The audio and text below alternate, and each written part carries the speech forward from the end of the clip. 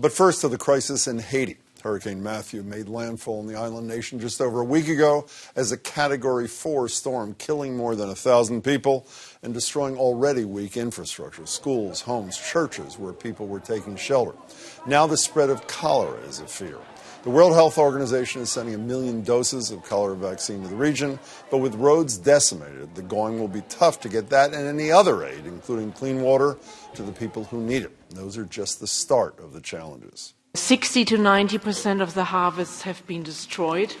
The fishing industry in that part of the country is paralyzed because the boats and fishing materials have been swept away. Hurricane Matthew is further confirmation that Haiti is the world's most dangerous country for disasters. What is being done to help and what needs to be done? Joining me to discuss are Ophelia Dalsh, is co-founder, president, and executive director of Boston-based Partners in Health, which I assume you know has been operating hospitals and clinics in Haiti for nearly 3 decades. It's good to meet you, Ophelia. Thanks for being here.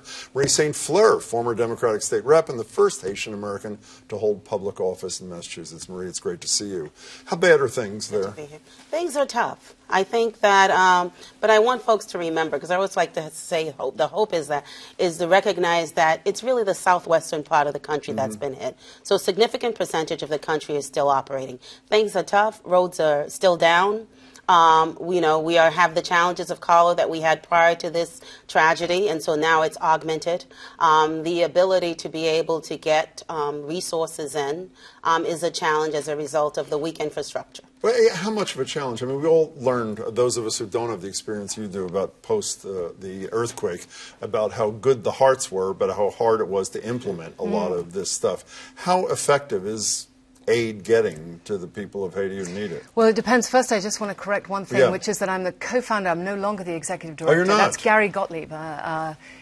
Formerly of another partners. Exactly, Okay, the big fine. partners, and Thanks for the correction. he's terrific. How effectively is aid getting to these people? Well, I think it's tough. As Marie says, it's very hard to, when there's weak infrastructure, to get through roads and that sort of thing. But I think that there's a lot of people who are really coordinating the efforts and trying to get to these hardest hit, most remote, most rural areas. You know, to an outsider like me, it's almost like Groundhog Day, it seems. It's almost like something horrible happens, and then again, people like you locally, people like you internationally, do what you do, sort of trying to cure the illness rather than preventing the disease. Now, I know you've done things like built the largest public teaching hospital that opened a couple of years after the earthquake, but is that not a fair characterization about how the world reacts to the repeated crises in Haiti? Well, you know, I think it's got to be prevention and treatment, just as it is everywhere. But at the same time, I think that, you know, when we talk about natural disasters, for example,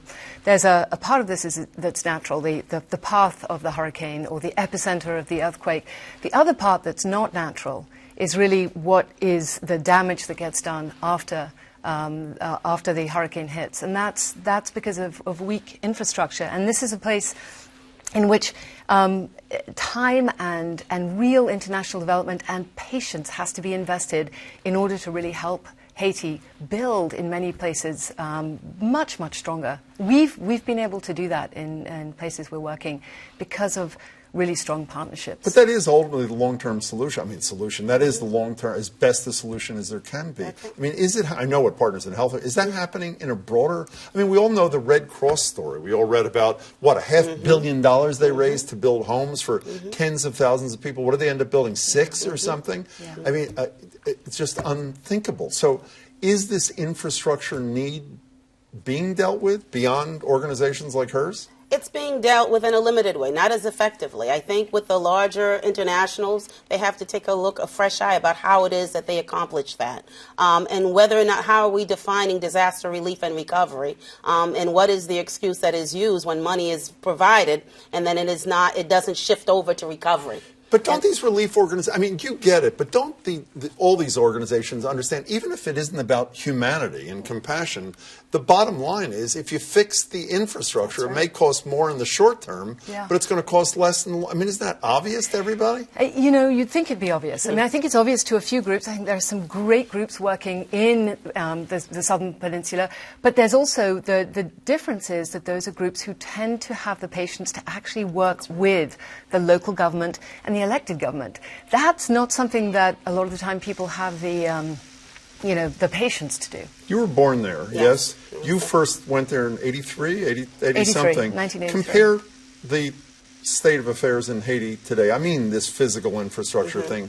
When you were a kid there, I know it was a while ago. No, I'm serious. I left today. when I was 6. And and if my father was here to talk to you, he would tell you that there was an infrastructure actually that was very comparable to what existed on the other islands, whether it was Jamaica, the Bahamas, or what have you. What happened? But what happened is that you had a dictator for over 30 years, that they continued, that there was a lack of investment in the maintenance of that infrastructure and no new re-engagement in that. And then there was a population explosion which occurred, and it was never ever able to keep up with the infrastructure. And we starved it in many ways. Internationally, we starved that island for various reasons. So the bottom line is, I think is exactly what Ophelia has said, is that there has to be a patience to invest in the local organizations that are on the ground and in order to change, to have the real sustainable change that we need. So what do real people do who are watching in frustration, for both of you, starting with you, Ophelia? What do they do? I think they start off by investing in organizations that they know and trust, that are working at a community level in these areas, that have the patience to invest. St. Boniface is a great example, working in the Southern Peninsula. Build Health International is another example.